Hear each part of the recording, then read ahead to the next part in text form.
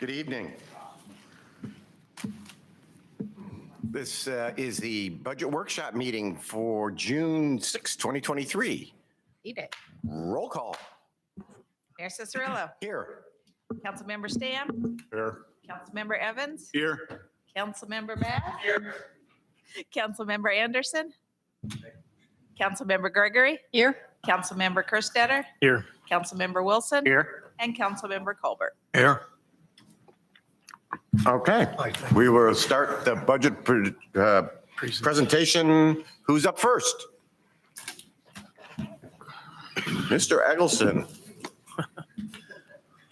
Okay. Okay. Good evening, Mr. Mayor and members of council. So much like last year, we'll go over the next few slides. We're going to touch on some things that different departments have been working on in 2022, 2023, and some strategies coming up for 2024.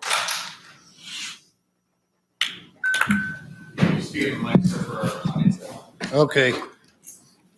The audience at home. Yes. So one major 2023 project that that we've been working on is a Ford 77th Street full depth pavement replacement. This is still scheduled to be completed by the end of July. We did have a progress meeting today, and they're hoping with all the rain that they're still set to be done then. Hopefully it won't delay them. They're getting really, really close. It's looking real good out there. We did do a 2-inch mill and overlay again this year to stick with our strategy. It was a little shorter than other years. We finished up West 2nd Street from Sheridan to Birch, and we finished up Meadow from Fieldstone to Parkway. I thought that went pretty well. And I have to commend them. They did Meadow and they did it pretty dang quick. It was like 3 days Yeah, or I thought it something. was They were pretty good. done. Yep, and then these prices, now there wasn't any restriping or any painting, but when we quote that, we always quote restriping and repainting of any stripes that were previously on the streets. We completed the purchase of a second slope rated mower for doing our right-of-way mowing.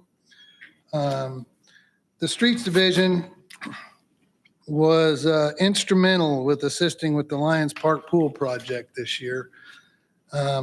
They worked a lot with the entry signs, Arbor Valley infrastructure work, and they've been busy performing more and more crack sealing and spot patching in-house. They helped with the beautification of downtown with the painting of signposts, benches, and other items to the Valley Center purple. And this department works very, very hard preparing for the farmer's market every Thursday. Some strategies for 2024. We plan to put together a 3-year mill and overlay RFP for 2024. Much like the method we chose for sewer line cleaning, staff feels that it would be beneficial to solicit a 3-year contract for these services. And it concentrating still on the $300,000 amount that we've been doing before. This will help with price volatility, and we can lock in a same vendor for several years, which will be very, very beneficial for returning and working substandard or return work on spots. North-South Meridian project. This is set to begin at the end of 2023 and continue for approximately 18 months. This will include curb gutter, sidewalks, pavement, streetscaping in the north portion, drainage in the north portion, and lighting in the north portion. We move on with some of the budget requests for the Streets Division.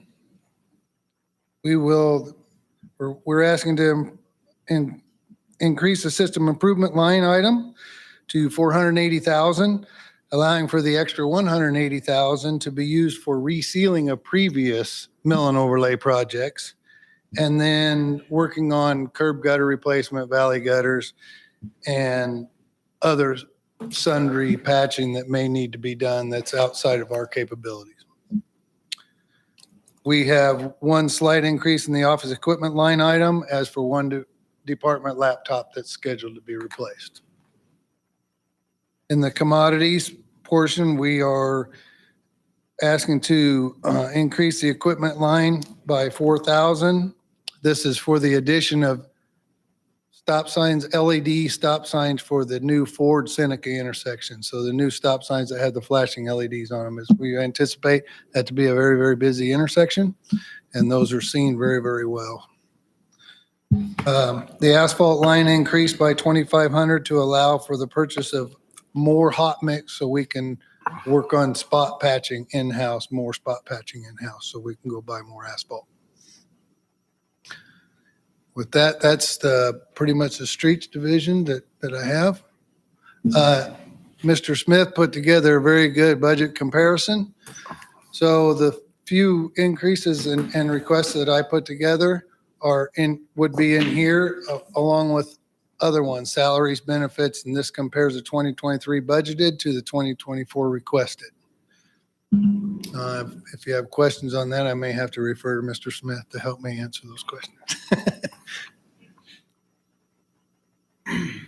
So the ones I talked to you about are included in that 202,570 increase. Water division. Our water division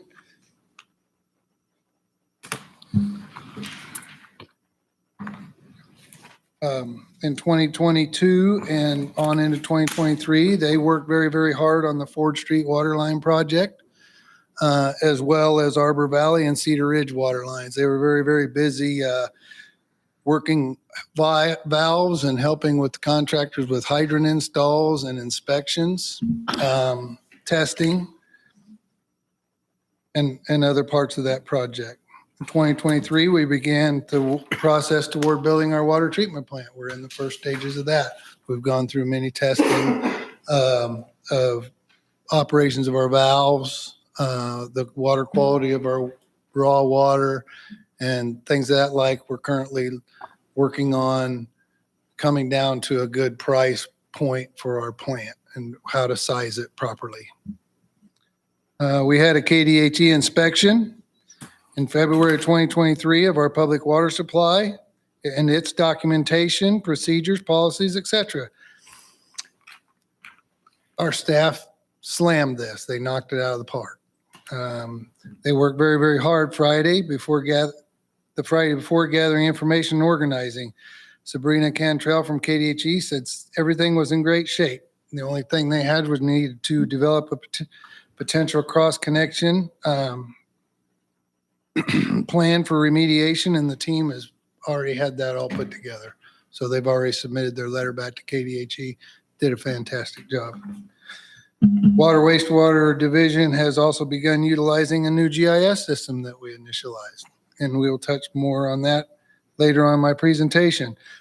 They've been using that for valve exercising, hydrant maintenance, inputting much data that they've had to put on paper. They're inputting it in the GIS system, so it'll be forever in a database.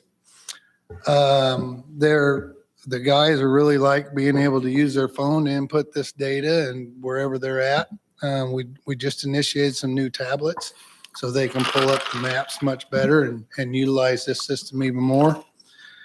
One of our new water employees, Matt Nicholson, he did an amazing job in preparation for the inspection. He went through and revamped all the inside of our well houses, repainted all the piping in there. He put polyurethane all down on the floor. He fixed all the little screenings in the piping, cleaned it all up. Looks very, very nice. He did a great job on that. Our own utilities manager, Wade Gaylord, was asked to present from KMU at the update and inventory panel discussion on the lead and copper rule revision. Wade was one of 3 other municipal representatives joining Rob Gavin from KDHE on April 27th. He presented on a lot of work that him and our very own Katie Lechner did, putting together a strategy for gathering the required information from all the households and internal plumbing types. They put together a good survey, a very good letter that several communities have asked. KRW have asked to utilize it, as well as KDHE to present to other communities, that strategy. Looking forward in 2024, our water department will continue to work on the water treatment plant. This is going to be an ongoing project. We will be work water line from 2nd to 5th, which will be part of the Meridians project, as there is a cast iron water line underneath the road, so we'll need to move that. The replacement of 5 hydrants and to the establishment of a replacement schedule, as we have several hydrants in our system that are approaching getting very aged, 30 to 50 years old. So we're identifying them older hydrants and trying to get those set in a replacement schedule so we can keep that up to date a little better. Investigate possible valve main replacements. So when we find valves that aren't working correctly, we can get those replaced. And then at least when we need to work on a main, we can get it shut down and minimize water loss. Install 2 automatic flushing devices to reduce water waste during these needed functions, as we have to flush sometimes to bring our chlorine residuals up. These devices, you can set a time frame, or you can set a chlorine residual, and you start it flushing. Once it reaches that, it'll shut itself down, so you don't have to, you don't forget and flush unnecessary water out on the ground. Some budget requests for the water division in the capital outlay section. We're asking to increase the system improvement line item to $100,000. This includes $50,000 for the previous fire hydrant replacement schedule that I spoke of, and $50,000 for main repair and or valve replacements as needed. We're asking to increase the water meter line item to $40,000 for the purchase of water meters for future developments. We have a lot of developments coming up with lead times that we're experiencing. We're needing to be able to order these meters way ahead of time, or we don't want to get caught without them when they start building these houses. Need to increase our equipment line item by $8,000 for the purchase of the 2 automatic flushing devices that I spoke of earlier, $4,000 a piece. Staff really feels that these will pay for themselves in reduction of water loss during flushing. And as you can see, we have a budget comparison for the water department, 2023 budget versus 2024 requested, for an overall, which includes salaries and benefits, water purchases, system improvements, and minor operational changes, vehicle insurance. So a total increase of $224,691. Question Yes, sir. on the meters. Yes, sir. Is that not recoverable when we build these developments as part of the specials? Is that not, The meters are charged when they're in. this is a pre-buy. Yes, So I just trying to make that clear that you need the money to buy them, but that money will eventually come back through the specials. yes, sir. That is correct. That's That is all I correct. wanted to just clarify it. Great Yes, sir. question. Good question. Question you asked. You're right. When you tap, right. Yes. Okay.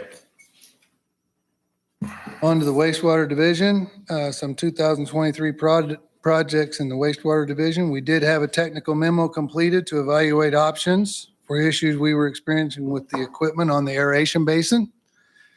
We're still evaluating the findings, and there will be more to come on this. We're leaning more and more toward the replacement of an entire basin, but we're evaluating our options on that as well. And there will be more to come to you with that. We're investigating options for the rehabilitation and or upgrade of the Abilene lift station to convert this lift station from vacuum pumps to submersibles.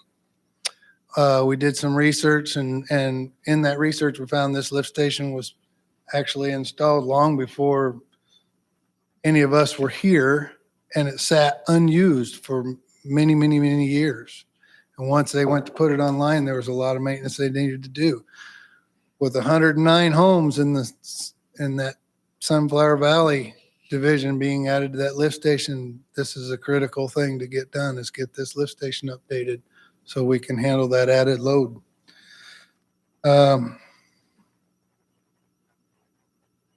Some budget requests for this division. We request to increase the system improvement line item to $120,000, and that's really to cover that upgrade and rehabilitation of that lift station. So we're currently putting together quotes and options and gathering pricing information for that at this time. Some noteworthy items to mention. Back on the KDHE inspection again, I think that's worth mentioning again. Great thing that we need to send cheers about that. We did initiate that new GIS system. Every day we're finding different ways we can use it. We're still learning all the different data that we need to put in, and hopefully we'll have something put together to present to you soon. Staff has been doing a great job operating the plant. They achieved some of the best effluent numbers that were experienced for several years in the month of February when they did a test. I think it's worth mentioning how fantastic it was to see not only all of Public Works, but city staff from many other departments pulling together to work towards the opening of the Lions Park pool. That was quite a pulling together of everyone to get that done. And with that, this concludes the Public Works budget presentation, and I will stand for questions. Questions from council? Councilmember Kerstetter. So of your budget requests, many of them come from different fund sources, correct? Like sewers comes from, God. So they are enterprise Thank you. funds, so yes. Sewers come from the sewer bill, yes. And then, well, so I'm just, Line items? right, so Yes. each one of these is going to be a different line item. And so as far as your overall requests, we're not, you know what? I'm going to hold off on that question. I think I'll get it answered later. Okay. Okay. Yeah. Awesome. Anybody else? If not, I'll come back with you. Okay. Thank you, sir. I do need a point of clarification. The stock photo of the snow has never happened since I've been here. So that is not an accurate depiction of snow removal in Valley Center. So sorry. Mr. South Dakota. I recognize that too. You had to just come up here and say that, didn't you? sorry. Hey, Minnesota. Thank you, sir. Thank you. Who's up next? Mr. Schreck, Community Development. Someday. Well, good evening, Mayor Cicerola, members of City Council. It is my honor to address you tonight and provide a brief overview of the Community Development Department's proposed budget for 2024. The department's mission is to promote a clean and attractive community in which residents and businesses thrive through strategic quality of place and economic development activities and initiatives. My staff and I work proactively on a daily basis to serve everyone in the community with the highest level of courteous customer service. Whether it be a building code or permit question, floodplain inquiry, nuisance issue, or any other question or concern, we strive to ensure that the residents and businesses in Valley Center know that we have their best interests at heart as we adhere to the city's adopted codes and standards. We continue to see growth take place in our community. Thus far in 2023, construction on approximately 10 new single-family homes has started in Valley Center. Construction on 2 multifamily residential projects is either underway or will begin in the coming weeks and months. Infrastructure work has been completed in Cedar Ridge and Arbor Valley and will soon be finished in Sunflower Valley and the next phase of Prairie Lakes. These new subdivisions will not only increase the available housing stock options in Valley Center, but more importantly, will provide places for new residents to call home and put down roots in our burgeoning community. The city's Housing Incentive Program and Commercial Housing Incentive Program continue to play a crucial role in the attraction of new residential investments and residents to Valley Center. In conjunction with the growth we're currently experiencing, a new position was created to assist both the Community Development Department and Public Works Department. The Code Enforcement and Infrastructure Officer position was filled in February of this year by Esteban Ibarra. Esteban is quickly learning his responsibilities, which include code compliance, infrastructure permitting and inspections, utility locates, and stormwater compliance. Bill Andrews, our Code Enforcement Officer and Building Inspector, will complete the last of 4 required commercial building inspector certifications by the end of this year, which will allow the city to conduct all commercial building inspections beginning in 2024. This will keep additional funds here instead of sending inspection service payments to Sedgwick County. The continual increase in residential and commercial developments will not only add to the assessed value of our community, but also lead to further population growth and the expansion of city-provided services. With the passage of the city's current strategic plan 2 years ago, city departments continue to align our fiscal policy to focus on outcome-based budgeting centered on the goals outlined in the plan. We continue to look for ways to improve our services to the community and become more efficient with the resources we have in our possession. Everyday department staff work on projects that are directly connected to the goals put forth in the strategic plan. In 2024, the city will work on accomplishing the goal of creating a new comprehensive plan that will guide growth and development for the next decade. This will be accomplished by involving key community stakeholders, the Planning and Zoning Board, and City Council in a process of gathering input and analyzing historic data and future trends that will culminate in the adoption of a new comprehensive plan before the end of next year. The first budget highlight tonight is centered on Main Street. The requested funding amount is $10,000, and this aligns with Main Street revitalization being a critical area of focus for the community. As the only Kansas Main Street designated community in Sedgwick County, Main Street Valley Center continues its mission of revitalizing our historic downtown corridor. Introduced just last year, the farmers market events held between May and October provide local entrepreneurs with an opportunity to sell their products and goods on Main Street, and the community a unique opportunity to shop, eat, and play downtown. The list of vendors has grown significantly since last year, so come on down and visit the farmers market on the first and third Thursdays between now and October. In case you haven't seen it, the downtown building facade lighting project, valued at approximately $70,000, was recently finished and will literally brighten our downtown and add to the aesthetic appeal of Main Street for years to come.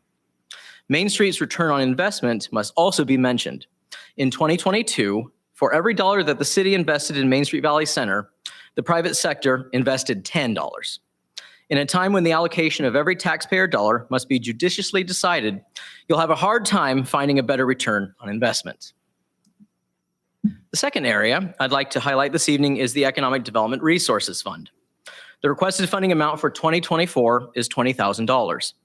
In order to promote the new housing developments discussed moments ago, as well as encourage further private sector investments in Valley Center, resources will be devoted to the marketing of the community, identifying and supporting incentives for growth, and collaborating with other organizations. Our fee to participate in the annual WABA Home Show comes from this fund.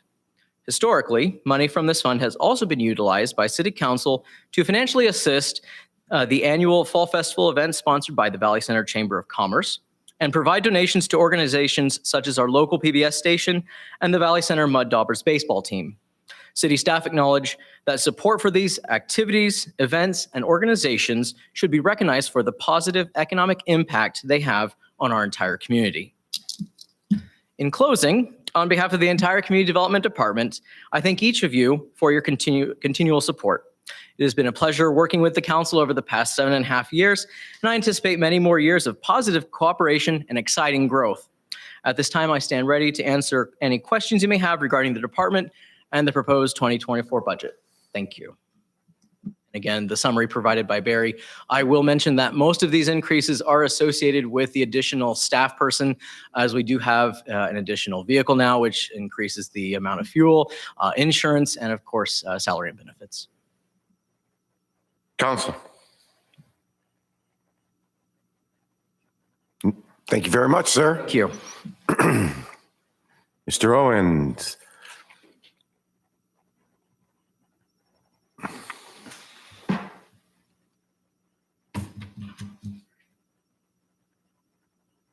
Good evening, Mayor and Council. Happy to present our budget presentation this evening. trying to, glasses. Sometimes you need them, sometimes you don't. Showing your age now, Neil. All right. I know. Sometimes I need them a little bit more. So anyways, just to briefly go over things here. Our mission and our service description have been provided here, as you might expect. Our department specifically is responsible for the management and the maintenance of all park properties and the public buildings, the facilities, the swimming pool, municipal cemetery, and a couple of city welcome signs now. So we cover a lot of ground with what we do. We wear a lot of hats many a times, and there's a lot that goes on behind the scenes, a lot of things that are out in the public that you guys do see, but there's a lot that goes on behind scenes. So if you ever have any questions, about how things get done on the inside part, we're happy to answer any questions there. All that equates to 7 park properties, which is about 51 acres, 4 public buildings, and multiple small facilities, approximately 19 little facilities that we maintain and take care of within the city. About 7 acres of that is maintained in that area. We have a 15-acre cemetery, 5 acres of which is developed and maintained by us. The other remaining 10 is farmed by a farmer, local farmer here. We have 2 city fishing ponds and then swimming pool, of course, that we take care of. We also have 1 city welcome sign, as I mentioned, and soon to be 2. That'll be an upcoming project that we'll be talking about. All combined, that's about 72 acres of city property, with approximately 35 of that acres being mowed, maintained by us. Skip on down here to the next one. As you can see here on the list of, on this slide, there's a list of responsibilities that our department is responsible for, and that's kind of a general snapshot of what we take care of on a routine basis.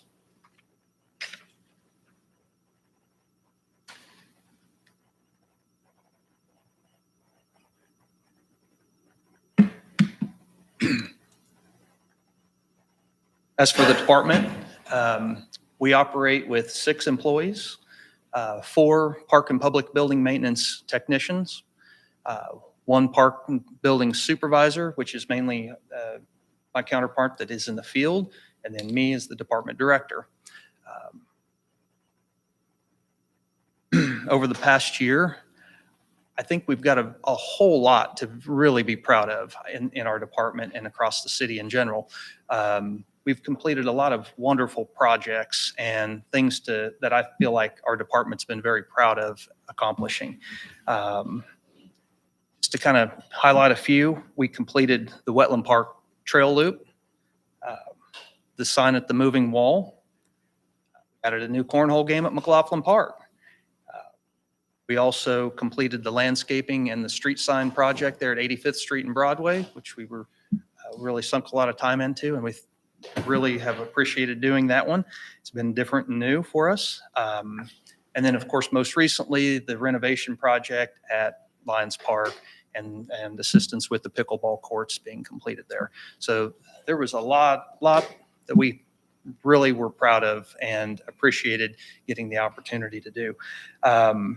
There's also a few other noteworthy maintenance type related projects that I was going to mention to you all, things that are, again, kind of behind the scenes, but I like to mention because it was something that us as a department had been really wanting to put more time and effort into, which was our fall and winter maintenance on our tree trimming and tree removals. And, we had worked really hard to train up some of our new staff, and we spent a lot of time during the months of November, December, January, and February trimming trees in McLaughlin Park and Emporia, several other properties around town as well. But we probably trimmed over 75% of the trees on Emporia and in McLaughlin Park. Not so much on the other properties, but there were some key areas that we did spend some time on trimming.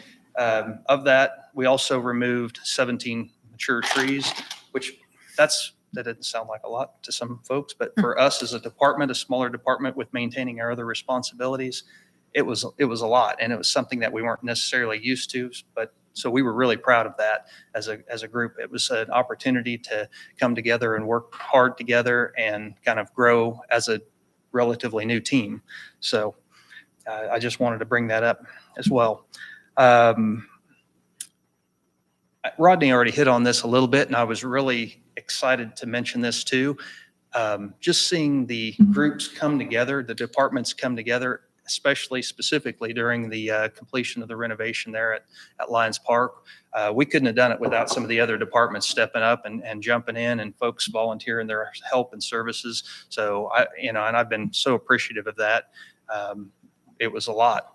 I have a new employee that's been with us since just late April, and he came from the city of Wichita, and he said, "You'd have never seen all that happen, there. You'd have never seen folks like your administrator and public works director out on a mower and things like that, let alone the rest of the employees." But yeah, he was really impressed with that, and that's really awesome and interesting to see as we have to pull together to be able to do big things. So I just wanted to highlight that. Barry was there. Barry was there. We hung speakers together, Barry. We bonded.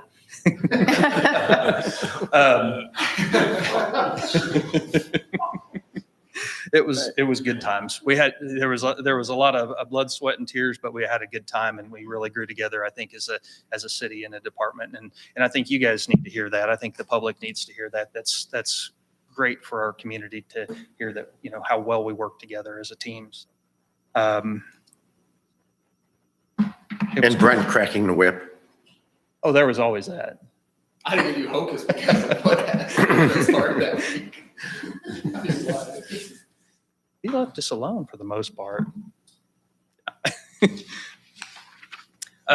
Moving on to the budget portion, the budget requests.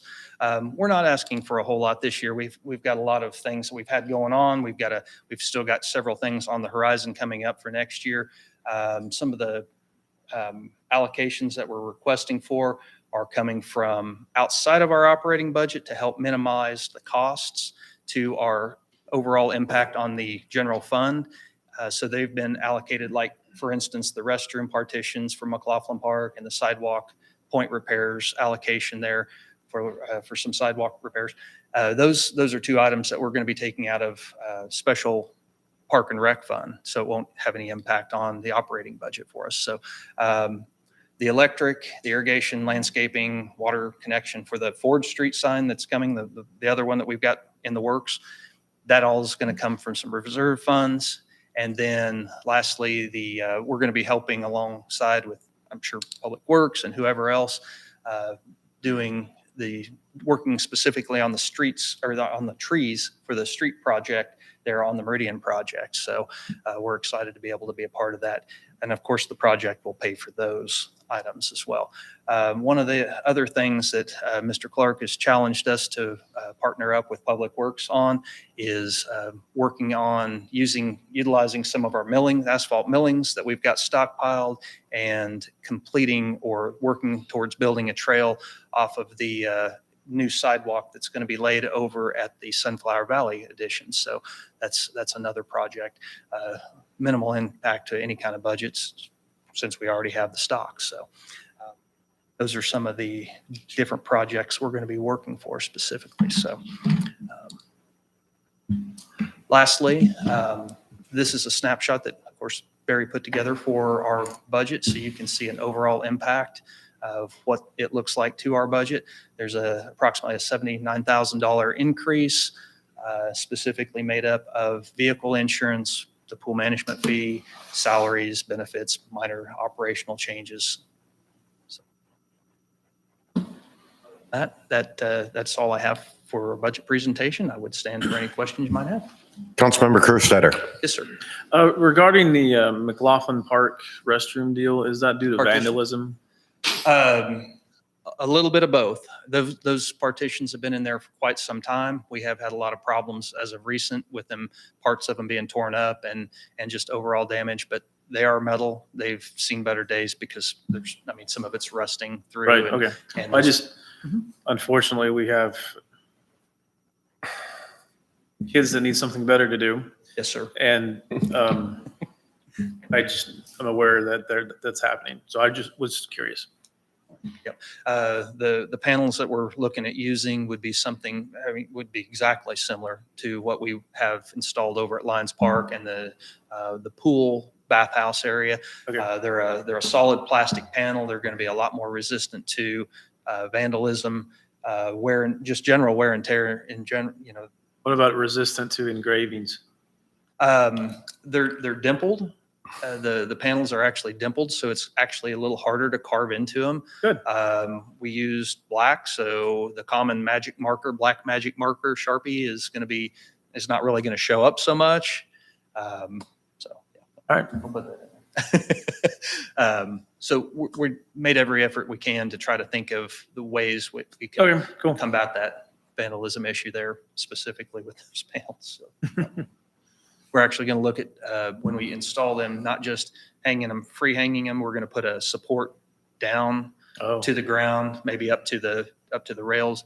There's some of them just free hang, some of them Right. out on the ends. We'll look at some options like that. That will help beef them up and make them stronger and more rigid as well. So a little bit different than what you'd see in a general office bathroom or something like that, where it's just hinged on the cool. wall. All right. Thank you. Anybody else? Thank you, sir. Thank you. Chief? Good evening, Mayor and Council. Mine will be short and sweet tonight. So, went too far. Thank you, Chief. Thank you very much. Who's up next? Mic drop. Easy on you. So we've accomplished a lot. We've started a lot of big projects last year. We continue to work on some of those projects this year. So for the police department, I'm not really requesting any big items.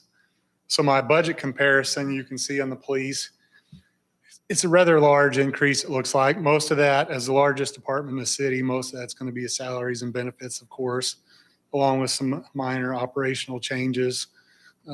Fuel is a big increase for us. We have one of the bigger fleets and officers out driving, and so our fuel costs have went up. For the fire department, I am making a request, and we don't know for sure where that's going to come out of. It would be some sort of equipment expense. But we're requesting 2,000 feet of fire hose. NFPA guidelines require replacement in 20 years, and we have 2,000 feet of hose that's at least 20 years old and needs to be replaced now for a total cost of just under $14,000. Fire hose is important, obviously, but any of you that know about the house fire south of 69th know that we had to run a lot of hose to get to that house fire. So 1,000 feet seems like a lot, but sometimes it's required. And then the budget comparison for the fire department, 22,000. Again, most of that's going to be some vehicle insurance costs, salaries and benefits, and some minor operational changes. Again, fuel is another increase that we're looking at. Oh, and I went too far to his. That is the end of mine. I'll stand for any questions. It was short and sweet as promised. Councilmember Kerstetter. Regarding fuel costs, this is probably a question for Barry. Is there a way that we can get a contract with somebody locally to mitigate some huge increases? Or I don't know. I'm just, The markup on fuel at gas station is minimal. okay. We're not paying sales tax either. That comes out after the fact when it's billed, but Okay. Yeah, there's, markup is minimal. and I honestly don't think we have a big enough fleet to go to one of the chains and say, cut us a deal. Because, they're not, what are we really talking? A total amount of vehicles, less than 100 between all the departments, give or take? Yeah. Okay. All right. Yeah. Okay. So, yeah, it would be great. Right. Yeah.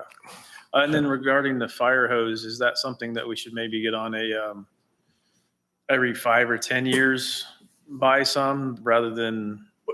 I keep going through Barry's. I was going to try and go backwards. We can. We've been replacing some. Mhm. And so It- it just depends. Is this like, So this is going to be supply hose. The supply hose is what's going to come from the hydrant to the trucks. The attack hose is we replace more often. And Okay. We've been working on replacing that's that. it. Thank you for that clarification. Cause, and like, I can't imagine it. It's probably multiple rolls of hose that would make more sense to me. But, yeah, I just curious if there's a better way to mitigate future. But then again, and hopefully we can find a grant. Yeah. You know, there's not as many grants out there for the fires there seem to be for police, but Okay. we're always looking on both sides of the house. Yeah. And then, Used, I mean, we get from the. oh, we're not buying, I don't think we should buy used. You know, for 14, you know, it's a supply hose. So I mean, these are items that you kind of usually wait till about 20 years. Okay. It's not, you know, it's not a hose that you're, you know, in the actual structure with, like the attack hose. That's getting beat up and everything. Council member, you know, Wilson, I'm sure could attest to this, you know, with your background and experience as well as Chief Newman. So, you know, on supply hose is to fill the trucks. Okay. So. Last question, maybe. Are we up to the 3 firefighters? Was that right? We actually hired 2 additional full-time Okay. firefighters this year. So we have 6 full-time firefighters. I was forgetting when that timeline was, so I'm sorry. Yep. We are full staff on the fire side. We're still 1 short and almost about to be 2 short on the police side. We have 3 per shift is probably what you're getting. That's to from. right. It's So 3 now we per have shift. 3 per shift. Right. Thank you for the clarification. Where's the fire truck? The fire truck is still, Great it's still question. being It's made. been a year. So it's not, I knew it was still, I mean, have you heard has there been any updates? last update we had is we should have it in August, Okay. hopefully before Fall Festival. Okay. All right. Anybody else? Thank you, sir. We have time for more. Mr. Smith. Good evening, Mayor and Council. We'll run over finance and admin budget real quick. Up on the screens, our service description and our mission statement. As finance and admin, we're basically the hub of all the city and all the departments. We go work together with community development, police, fire, parks, public works, everything, all day, every day. That's our role. And along with that, we're also the secretary for the governing body. We handle IT, HR, utility billing, court, treasury, all things finance. So that's kind of the umbrella of what we do here at City Hall. There's a little diagram there, shows everything we handle here, and senior services as well. So just so far this year, in regards to utility billing, we've upgraded our credit card system. It's much more secure and more user-friendly for our staff. And we also implemented our new over-the-phone automated payment system. So people can call in after hours, make a payment over the phone if they would like to. For the finance department, we hired our new city treasurer this year. And we also had no findings on our fiscal year 22 audit. You're good. You're good. Come on in and sit down. We're just having a pre-budget meeting. For HR, that realm, we implemented our new health insurance plan for this year, which also included teledoc service, which has been a huge hit with all of our employees. Sunday afternoon, not feeling well, you can make a phone call, have a prescription in 30 minutes. So it's been a great benefit that we added on. We've had several training events. We launched our new wellness program this year with the new app and online portal. So it's about a third of the cost and much more user-friendly for everybody to go in, track their progress to make sure they're earning that discount on their health insurance premiums. Implement a new employee handbook. Late last year and early this year, we focused a lot on, culture citywide in every department. We want to make this the best place to work and the best place to stay. We don't want people up and leaving and taking all their tenured knowledge out the door with them. That's the last thing we want to happen. So since we've implemented that new handbook, I've heard nothing but great things from all the employees. Everyone's really enjoyed it. And for the ones that do leave, it's for an opportunity that there's no way we could even match. It's something way above what we could even contend with. We also launched our new hiring platform on kansasgovjobs.com. So if you monitor that website, it's the other local government website, all the other cities and counties, things like that use it. We also earned our KMIT Gold Star not too long ago at our most recent safety audit. IT-wise, we finished new servers. We moved all of our tablets and hotspots over to AT&T FirstNet. So now every internet connection we have is encrypted. That's also going to be used for the water treatment plant and wastewater plant as well. Been working on some onboarding processes, the community building rental processes, the senior services area. We were able to maintain our funding for $18,000. As we remember, that used to only be $5,000, but Charlene has done a fantastic job going above and beyond on the activities and programs that she has over there at the senior services. Also with court, we've been working on continuances, warrants, and documentation processes. We've updated some of those, trying to implement that efficiency factor with court and try to get cases processed a little bit quicker. Other than that, basically for 24, it'll be more of the same, but it's really housing, marketing, and infrastructure. Lots of projects, Cedar Ridge, our Valley, Ryan, Rodney, Neal, they all mentioned those earlier. Another big thing for the end of this year and all of next year will be our CIP plan and debt financings. I think last I looked right now, our entire CIP program is around $55 million. I know we average about a $2 million CIP plan every 2 years. But the way we've been able to finance that those last couple of years and really push that cash up front, utilize different sources, whether it's sales tax, specials, property taxes, TIF financings, and the 1% local option sales taxes, we're going to be able to handle all that without touching our mill levy. That's what I'm going to present to you here coming up in our first draft and our comprehensive draft. So really excited about that. Other than that, I think that's about it for the admin side. So here's our comparisons. From 23 to 24, the request, it looks like a significant increase, that 224,000, but that is primarily of that HIP CHIP program, which is our housing incentive program, and our commercial housing incentive program, where we rebate the 100% of the city portion taxes back to the owner.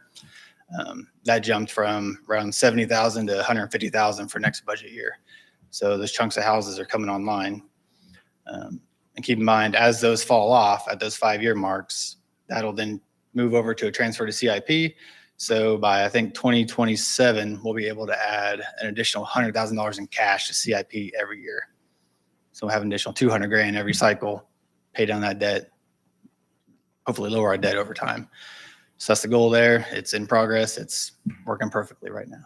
So other than that, we just had to increase our fleet management transfer and equipment reserve transfers, and the rest is salary benefits, some additional street light costs for adding some street lights on Ford Street and 85th Street that we'll present later on, and then just some minor operational changes. Councilman Kerstetter, to answer your question, there's not really a specific line item at this point. This is kind of the overall request overview phase. Once we get our evaluation, which I actually got it about 30 minutes ago, we'll dive back in, plug in those valuation numbers and really fine tune it and bring those numbers back to you to know exactly where everything's going to come from. You didn't even have to ask that time. He was ready for you. Anybody else? Great. Thank you. Here's court. Oh. It's just a small increase based on salary and benefits. And then here it is overall, all the departments combined. Going from about 3.5 to just over 4 million right now in those requests.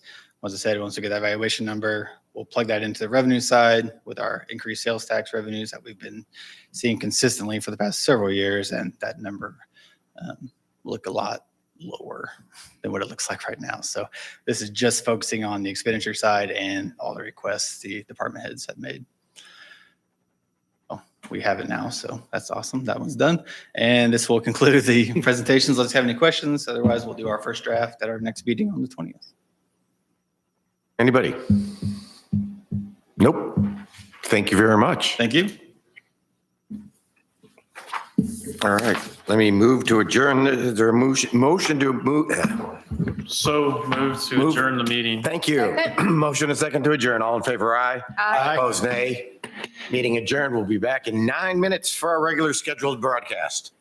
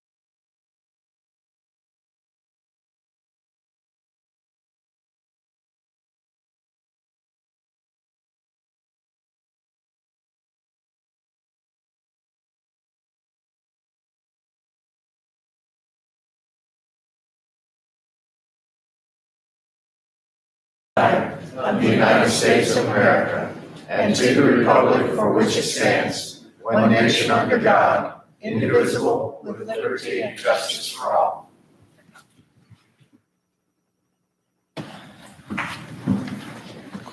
Item 5, approval of the agenda. Motion to approve agenda as presented. Second. I have a motion and a second. Is there any discussion? All in favor, raise your hands. Motion carries. Thank you. Item 6, the administration agenda of the city council meeting minutes of May 16th, 2023. Motion, to approve the minutes of the May 16th, 2023 regular council meeting as presented. second. I have a motion and a second. Is there any discussion? All in favor, raise your hands. Motion carries. Thank you. All right, we have no presentations or proclamations. We're at the point of the meeting, the public forum. This is the time of the meeting that we will allow anybody to speak to an item that's not on the agenda. And we do have one person tonight, Mr. Jeremy Johnson, would like to address us on easements. Thanks, Mayor, City Council, for allowing me to speak. I recently just moved to Valley, and looking at the way the easements from the storm drain side and your utility easements, the way they're defined and the way they're being kind of pushed to a standard, the definitions of the standard are not clear in our subdivision. So some people are right up to the property line, some people are away from the property lines. Yeah, well, I have it on the sheet. I'm sorry. He was asking me for the address, but I do have it on the sheet. I'm sorry.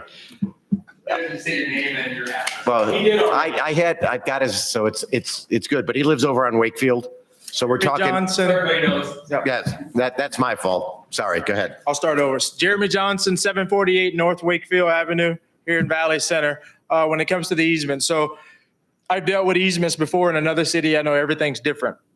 But when we bought the house, the way it's plotted over there now, we don't really have what I was told an easement. It's just a storm drain.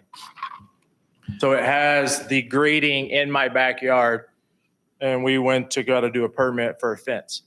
So we're just trying to get clarification on the direction that we're going so the whole subdivision understands where we're going, because I'm actually getting ready to become one of the HOA board members of that subdivision.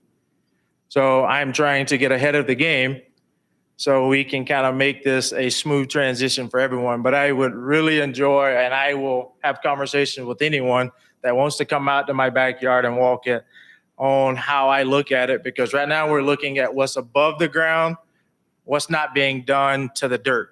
The easement is graded for a reason, but if you finish your backyard with sod, you're changing it. As the code and ordinance state, you can't modify it, but if you put dirt there, you're modifying it. So we got to figure out what we're going to allow. You don't have to do a permit for sod, but you have to have a permit for a fence. So you'll never catch or never be able to say anything to somebody for sodding their yard. You only find it when they put a fence up. So I just asked that can be looked at. Have you had a chance to sit down with Mr. Schreck and the Public Works Director yet? I've been there a couple of times. Okay. Have you been involved in any of this at all yet? Yes, and we're actually met as city staff, and we're going to be contacting Jeremy here to set up a meeting for either Friday, I believe, is what we're tentatively trying to do. And so Okay. let him know that this evening as well. Okay. And I would expect to hear from you guys after we had that, to see what we can do and what his concerns were. Okay. Thank you. Thanks Thank for you, your time. sir. All right. We have no appointments, no committees and commissions, moving right along, no old business. Wow. Right along to new business. Item A, ordinance 1389-23, Idea Tech franchise agreement.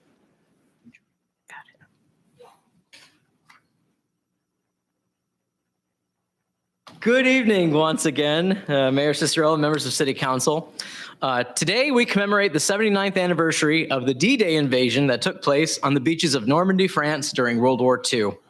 This event was the culmination of months of careful planning by the Allies in their fight against Nazi Germany.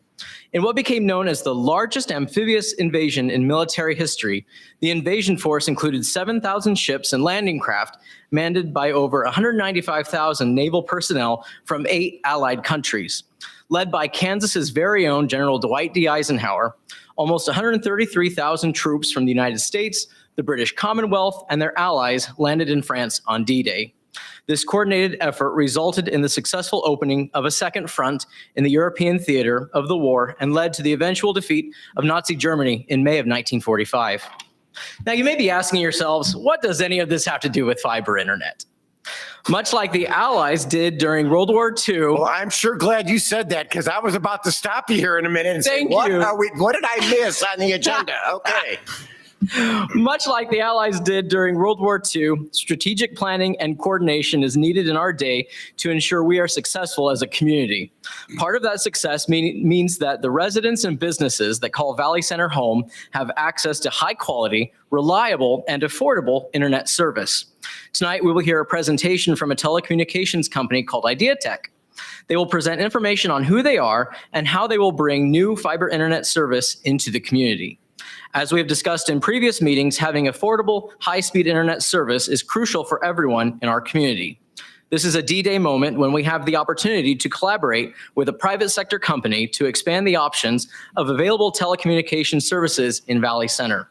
Following the presentation by Ideatech, city staff ask approval of the proposed franchise agreement and stand ready to answer any questions the council may have regarding this proposed partnership. And with that, I will turn it over to Ideatech. Thank you. Wow, man, I don't even know if you can follow that. I don't think so. I think that was perfect. I tell you. Thank you. Well, Ryan, that was an awesome introduction. We're going to go in introduction. I'm James Kristalik. I'm the Community and Public Relations Manager for Ideatech. And this is? I'm Thomas Garrett. I'm the Director of Business Development with Ideatech. Thank you, guys. And I tell you what, we're super excited to be here. Thank you for everybody for putting us on the agenda. We got a presentation out there. Hopefully you might have it in front of you, but you got computers right here, Yeah, TVs right there. So we're good to go. We're going to go through this, give you a little bit of history of Ideatech, where it began, what do we do, and where do we serve? And so we'll just move right along into that. So let me see right here. So Thomas, go ahead. Yeah, I'll give you the history of Ideatech and who we are a little bit. So Ideatech was founded in 1999 by a group of high school kids in Beulah, Kansas, as a computer repair school project that turned into a business. And they were fixing computers and just for, whomever. And Daniel Friesen, who's our current founder and CIO, was one of those high school students. So started understanding, how important IT and connectivity was for everybody to get what they needed done in, business and home, and ran into the problem of connectivity for computers and how they, the internet in rural Kansas was not what it was needed.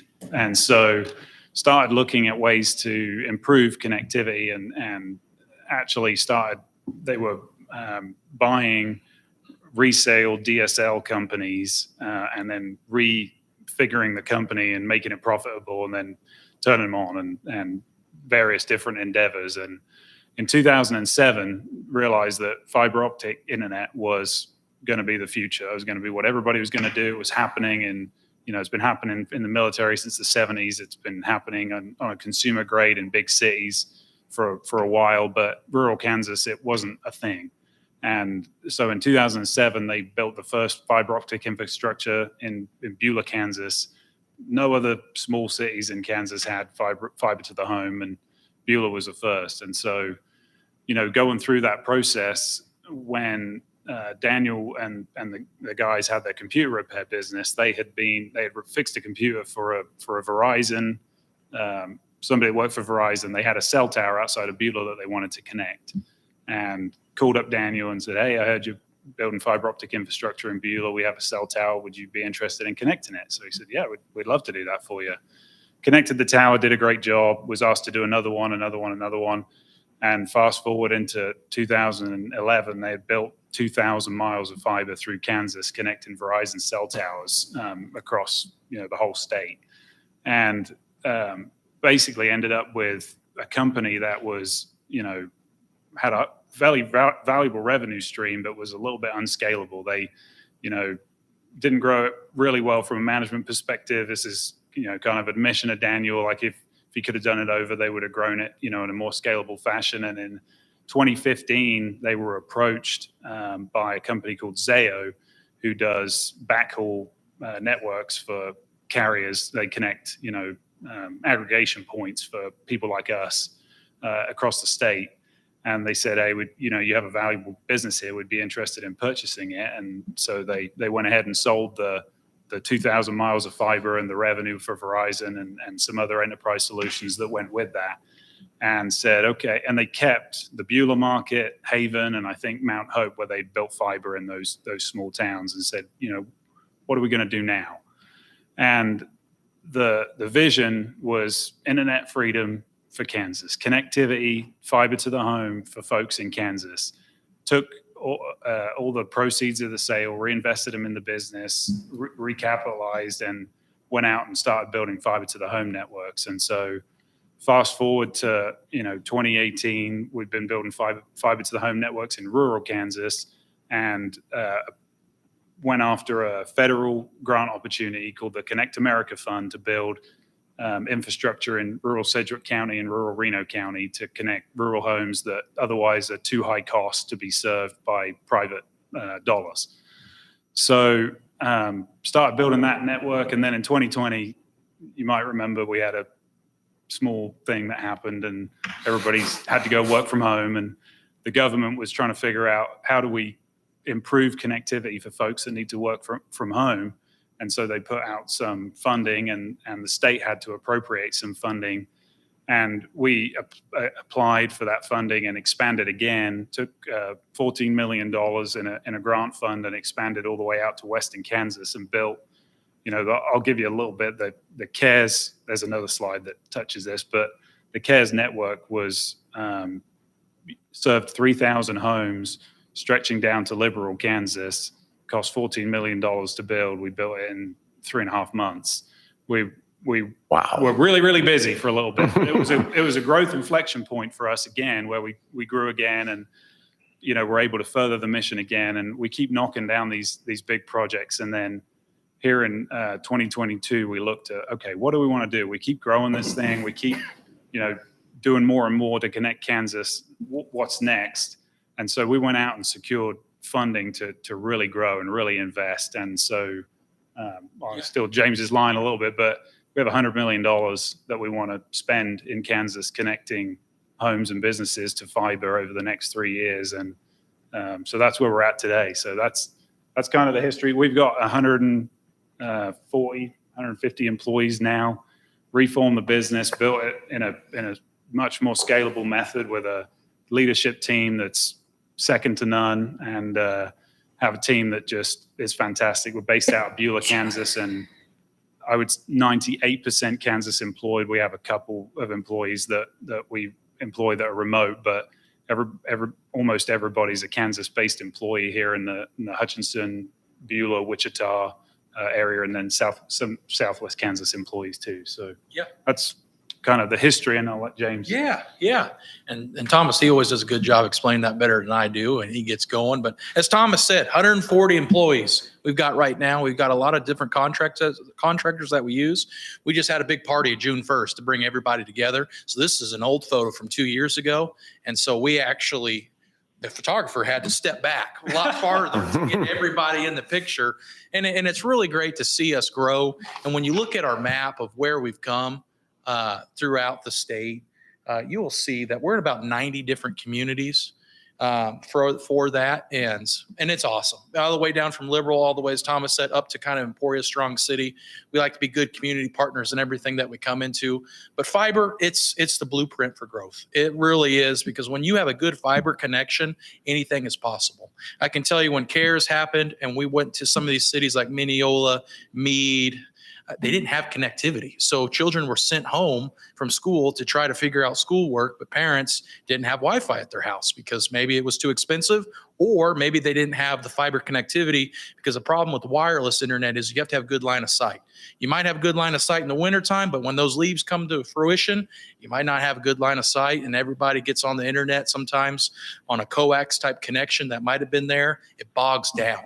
The nice thing about fiber is you get your own individual connection, so you don't have to worry about that 330 where everybody comes home from school. It bogs it down. Maybe your neighbor's doing gaming, or maybe he's downloading some files. You don't have to worry about that. So this slide here talks a little bit about the benefits of having fiber, especially in smaller communities. When you have fiber there, it attracts those new businesses and residents to want to stay because they don't have to go to a big city to get what they need. And sometimes living within Wichita, there's not even fiber options available in some parts of the area. You have to be kind of on copper lines. Some people have, coax type cable. And so being able to have a full city like Valley Center to get all fiber is a big thing. That's a big economical impact for the city to brag about. And so advances in education, I can tell you from my side, I do a lot of community things in the area. Esports is a new thing that's been coming out in colleges and high schools. That's where students are doing gaming. They're doing more things online, and you need what we call a big pipe, internet pipe, to help do those things for scalable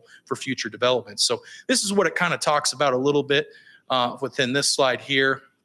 And why fiber? You look at fiber, as Thomas kind of mentioned, it's been there since the 70s. You look at old Bell type communications that have been put in over 100 years. Some of that AT&T lines are still being used today. So when you add fiber into the ground, it's going to be there for the next 60, 70 years. And as time goes on and you need more bandwidth, the nice part is you don't have to dig up the ground again. You can go to a cabinet and just change out that technology. So that's one of the biggest things. It always tries to be very consistent and reliable speeds. One thing at IdeaTech is we don't oversubscribe our network. So that's a big thing about us. Is I could tell you when the Chiefs football game happened, when it was the first stream game on Amazon, we seen a little spike over 50% of our network because everybody was streaming, because they had to have that Amazon Prime to be able to see that. And so we look at that and we build our infrastructure to make sure that we can do that. So that's one thing that we can do within that. And our residential speeds, we're trying something that's not been done before, but 2.5 gigs. So that's 2,500 megs. That's a lot, I could tell you. That's more than what you need for a lot of things. So schools, things like that, businesses, large businesses, they can go with a gig, 1,000 megs. So when you're able to offer that to a resident, that's something that's really, really big for us. And then we're looking at Valley Center. As Thomas mentioned, we're looking at adding $100 million into the communities that we serve. And Valley Center is right up the road from Bueller. You guys are not very far at all, and it just makes time. It just makes sense. As we're looking at areas, look within Harvey County, we know we're Newton project. We don't want to see Valley Center behind, and we want to work on that simultaneously. We don't want to say, we're going to finish Newton first and then come Valley Center. No, we want to start. We want to get this going, and we can really make this perfect for the community. So our goal, as Tom said, it's to build fiber to every Kansas resident. You kind of look at underserved customers. You say, well, those are for people who don't have an option. Well, when you bring in an option like IdeaTech, it's great for the consumer. It brings the competition. It keeps the prices down and the speed up. And so when you have another option, maybe you're not happy with your current provider, you can go into that and you can say, yep, I do have another option. So that's one thing that we're looking for the Valley Center on there. I'll explain to you the look on the smirk on my face after you said that. Okay. Okay. I'm sure you were wondering. I said, you gotta look at that. That's perfect. Yep. And this is what our customers or residents are going to see. Customers, residents, everyone's going to see. These are our prices that you see. There's no throttling on these prices. There's no data caps on this pricing. So what you see is what you get. There's no taxes, ad and fees and things like that on top of that. So if you see the $49.95, it used to be $50 a month, but marketing team thinks an extra 5 cents off looks better. So I tell you, so that's what they trump me on this. So that's why you see those $74.95. So I like it when it's 50, 75, 90, but hey. My guess is at 99 cents whenever you see it. Yeah, It's a whole psychological. So I can't explain why they did that, but I can tell you this, though. What you see is what you're going to get. When customers get onto our network, I never get a phone call for having speeds over. So say they're on that 100 by 100 and we're unthrottling it and they're getting like 160, 170 download. But I will get a phone call if it's not above 100. So if it's in the 60s, 70s, so we make sure that what you're seeing is what you get. And a lot of times when you have Gigablast or things like that, it might say up to a certain speed, but we don't use that language. So we encourage people to go to speedtest.net, test your connection, test your hard connection, test your phone. And if you're not getting it, you can call us because we're a local company right out of Beulah, as Thomas said. So when you get us, you get somebody on the phone right away. You don't have to go through the prompting of, trying to talk to you, get someone right away.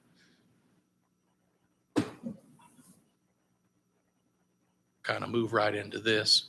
Go ahead, Thomas. So this is, what I alluded to a little bit earlier on, but, we like to say, why us versus another provider? And, I touched on it a little bit, but we're really good at implementing fiber projects. We've been doing it since 2007 in various forms, and we try and get it done as fast as possible and with as little disturbance. And, granted, as everybody knows, construction is a painful process. If you're going to be digging in people's yards, you're going to be getting inside of easements, which sometimes exist on somebody's property, and some people understand that and some people don't. But we are very good and very passionate about building fiber to Kansas residents. And so this is one example, I mentioned it earlier on, of a project that we did where it was incredibly challenging, and under, normal circumstances, I can't imagine how we ever would have got it done. But we dig in when we need to. When we have something that we want to get done, we dig in and we get it done. I'll make no bones about, we were made aware recently that you were approached by another provider that wants to bring fiber to Valley Center. You guys have been on the list of things that we want to do and in our 3-year plan. And we had to move some things around, get down here and get it done. We're always balancing different projects and trying to make sure that we're doing, putting the money in the right places at the right times and managing from an operational perspective. And we realized here, we have to change our plan and adjust because we don't want to lose a great community. We want to come in and serve you guys. You're right down the road and figure out how to get it done. So that's what we come to do. And if you want to, I'll let James do the community investment because he's doing that. So. Yeah, exactly. And one bigger thing that we do too when we come into community is we become a part of the community. So I can tell you that IdeaTech's all right. We're already part of the chamber. We already sponsored the nice golf event that's coming up this Thursday.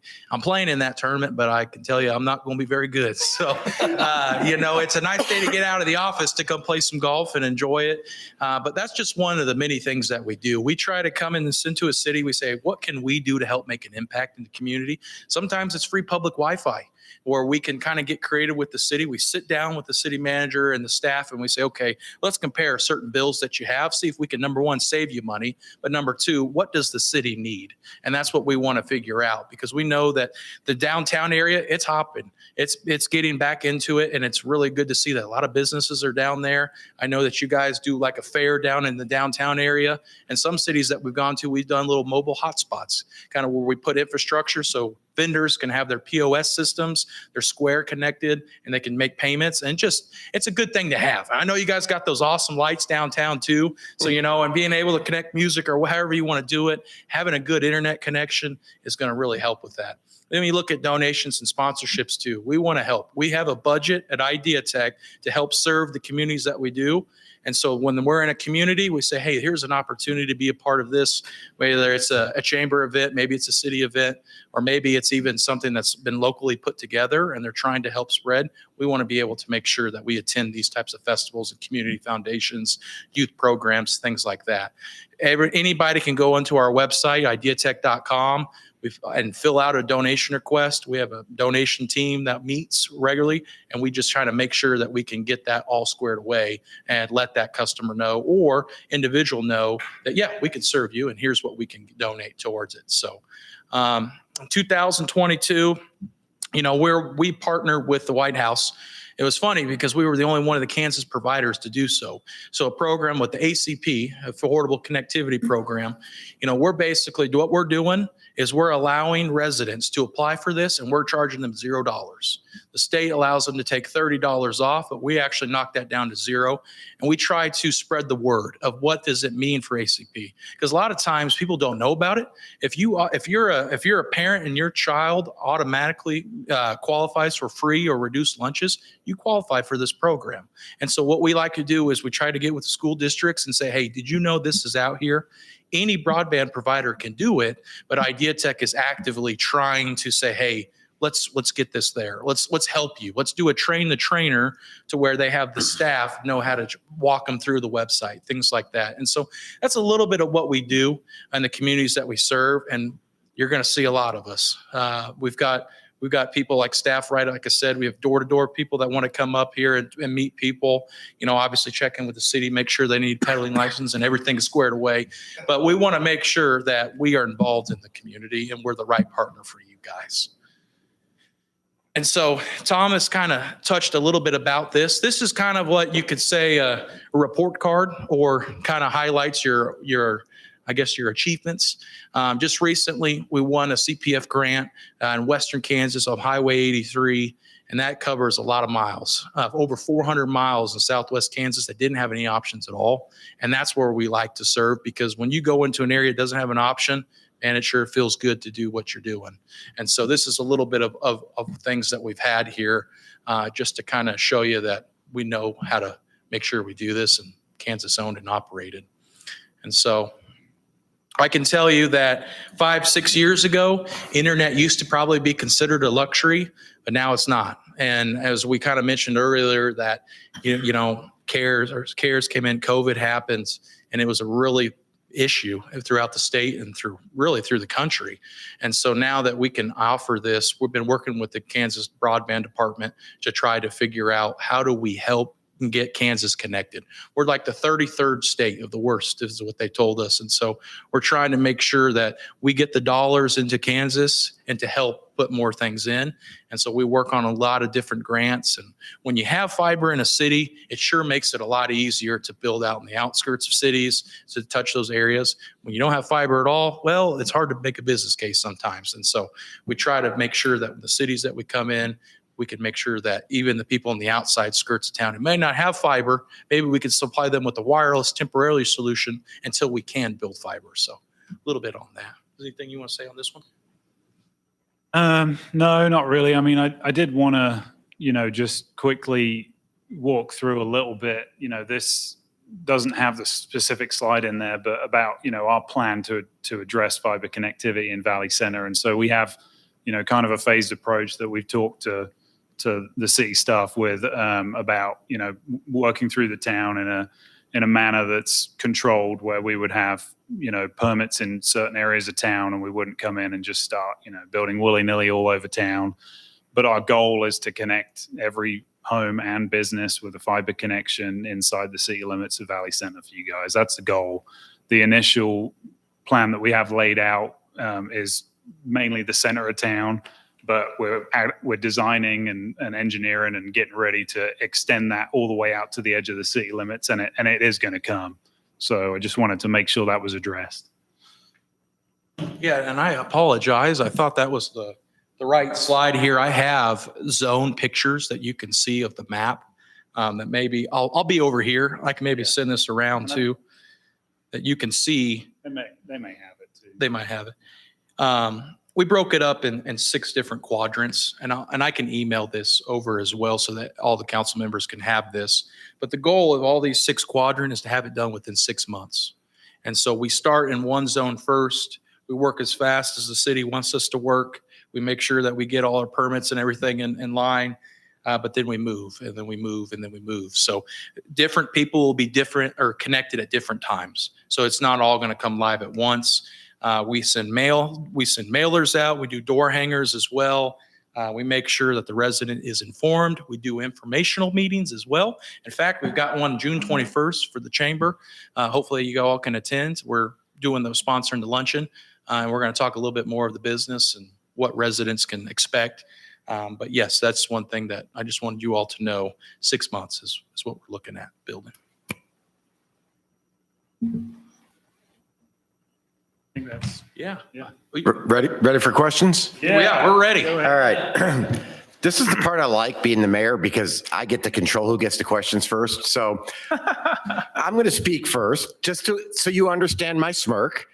I have been battling with Cox for the longest time. My section of town, and it's literally a chunk. If you looked on the map, that's this big, can get nothing but Cox because Southwestern Bell never finished out the box where I would connect to. And we've all have our Cox horror stories. Okay. And sometimes it's not a horror story. I have to admit, there's been a lot of times where I've had issues. And the biggest thing that I found to solve my issues is when you call help and they said they're going to send somebody, you tell them not to send a contractor and send an actual Cox employee. And ever since a friend of mine that worked for Cox told me that, he goes, don't ever let them send a contractor.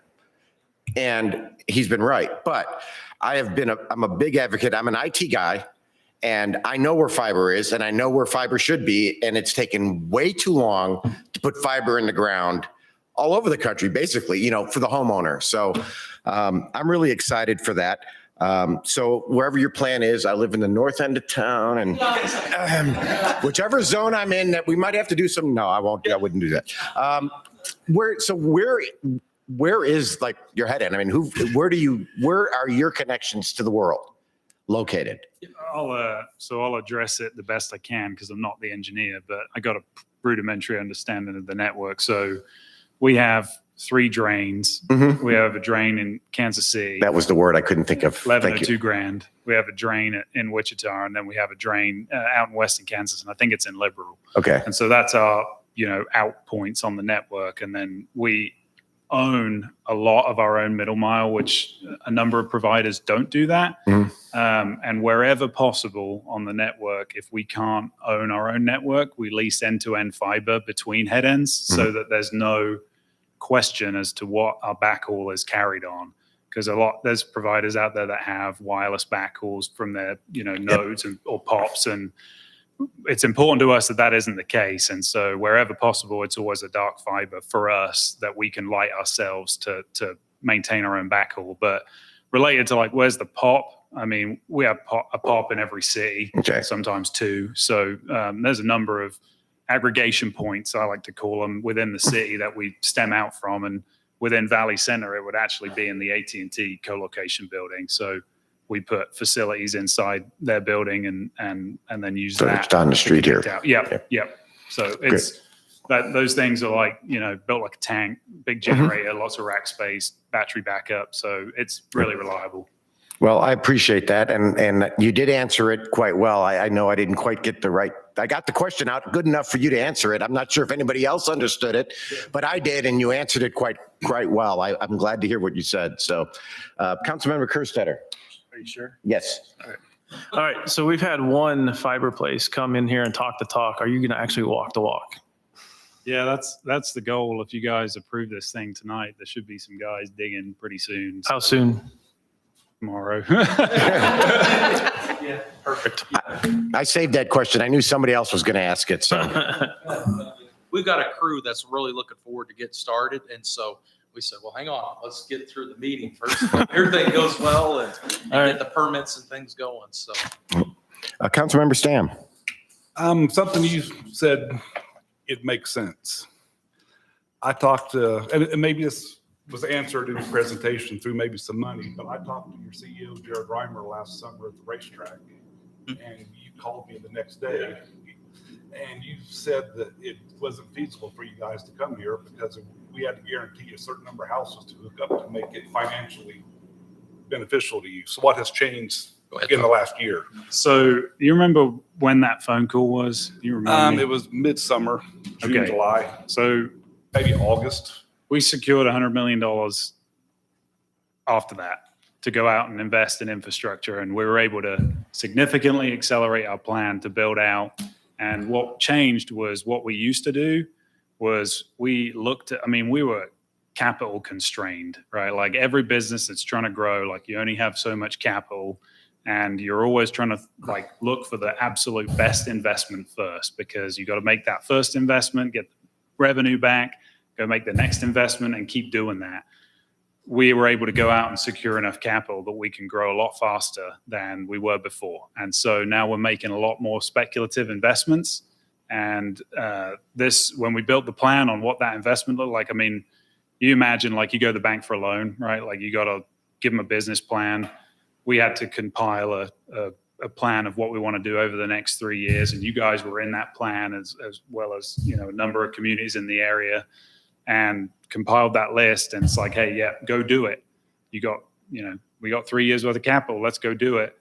And, you know, now, hey, somebody shows up and we need to protect our plan and make sure that those investments are still there to make. There's only so many cities on the list and we got to get there. So that's what changed. I don't know if it's, you know, it's always tough to tell somebody like, hey, I can't come today.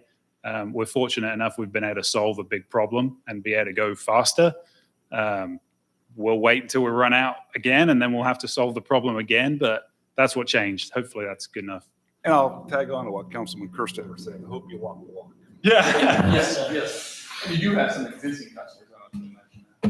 Yeah, existing customers in Valley Center. So we did, I will say, you know, after we talked to you, one thing we did do, which it's not, you know, the solution we want, we came and put some facilities on the grain elevator here in town for wireless infrastructure. And we do have a number of customers kind of dotted around that were, you know, for us, that's like last resort, right? You know, like, hey, we go put that out in a city like this. It doesn't solve the problem. What we do is we service the customer really well. So the connectivity is pretty good. We ensure that, I think the speed is up to 150 meg on wireless. And while that's not, you know, great for everybody, it's a solid connection. And if it goes down, we take care of it like right now. So that was kind of our temp, but you know, the goal is always fiber. So Thank you. Councilmember Wilson. So on average, when you come into a city similar to ours here, where we do have options, what kind of is your number that you're shooting for new customer base? Yeah. So, you know, you always want as many as you can, right? What's realistic? I mean, don't give me Bueller numbers because that's your home base. yeah, it's not going to be Bueller numbers, man. We'd love it to be Bueller numbers, but probably 40%. Okay. If we can get to 40% over time, that looks like a pretty good investment for us. Okay. You know, how quick can you get there? If you do construction right and you don't make everybody mad, you can get there a little quicker. So we try and take that into consideration. As James said, you know, we try and be really front end heavy on all those customer interaction points where when we're coming to town, we're going to send construction letters out so people know we're coming. We're going to tell the contractors to put door hangers on the home so that the homeowner knows what's going on when somebody's digging in the easement. You know, we try and take the steps to make every one of those customer interactions a good one, if possible, so that happens faster. Because, you know, for us, it's a return on investment. We spend a lot of money to put the infrastructure in the ground. Like we want those customers after the fact. So, yep. But that's a pretty good idea. And when it comes to pricing, I mean, I know you can't guarantee pricing, but I would hate to see an introductory offer like you've seen here on the screen, and then that number goes up 3 months, 6 months into service. So tell me a little bit about your pricing past, your history. I'll give you a real quick one. So early on, when we had like a 5-year stint where we didn't change the prices, they were static. And then we realized, hey, we need to make a fairly decent adjustment to try and get back into market. And so we're trying to fall into a more structured, maybe regular, small increase. But the goal would not be to nickel and dime, not be to drive up. You know, one thing we never want to get to, we were at, and I had somebody at an event that one of the guys came up to me and gave me some feedback we were at an assisted living location, and that they held a room. We do an informational meeting for anybody that wants to learn how to do streaming, because I'll try not to get off track, but so we're in the room and it's like, hey, let's everybody put their hand up and we're going to go up on how much you pay for home internet and cable TV. And you put your hand down when we've reached your number. We got over $400 a month. There's 3 people in the room still with the hand up. We never want to get that. Never. Like that to us is unacceptable. I mean, one thing I will say too is we took a look at our tiers, and one thing that we did, we said, hey, this is our value proposition. This is how much we need for our return on investment. How can we make sure the value proposition to the customer makes sense? And so we try and stick a lot of value in there. Like the speed that's in there is really, really good. And that base tier, that $50 a month, that's pretty affordable internet for most people, is 100 megabit symmetrical internet. It's a good connection. And so we realized here, I think it was about a year and a half or 2 years ago, that we're advocating for state grants. We're talking about, hey, 25/3 connectivity isn't good enough for folks anymore. That's the FCC at the time. That was their accepted broadband speeds. And we're like, hey, that's not good enough. But we had a speed tier that was like 25/5 or something. It's like, man, if that's not good enough, why do we have it? So we went ahead and said 100 megabit symmetrical. That's what we think good looks like for a baseline. So that's our base package on fiber internet today for $50 a month. So, yeah. Yeah, and the other thing too is we don't have any contracts. So if a customer wants to start service with us, you just say, okay, well, this is our installation date, and then we get them signed up. So biggest thing we don't want to do and we won't do is say, hey, yeah, after the 1 year, it's going to bump up 10% or anything like that. I can tell you, I've been Idea Tech for going on 3 years now. And when I joined back in 2019, it was the first price increase they ever did, or in 7 years, was in 2022. So it was a long time. And so that's a standard question people will ask. And we try to tell them that, hey, we don't try to raise the price because you always want to remain competitive in the market. And they did a lot of research and data into this and said, hey, this is where we need to be. And so those prices are probably going to be locked for some time. Thanks, gentlemen. Councilmember Evans.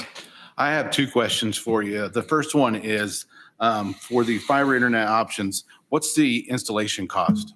Yes. Yep. That's a great question. So we have a one-time $100 installation fee. And so what that does is that brings a technician out to your house and gets you all hooked up. And when he does within that hookup, he makes sure that, everything is working order. If you say, hey, can you help me get my TV working? Yep. He's going to help. He's almost got like a GPS type thing where he walks around to the bedrooms to make sure that you're connected. And say you might not be good connected over in the bedroom on the west end. We have mesh units, which are Wi-Fi extenders. He's going to put that in there and make sure you're happy. But in addition to that, you're also going to get that line buried. So they use a vibratory plow and they plow that line under and into the ground, basically. And so that $100 covers all of that. So it's just a one-time $100 install fee.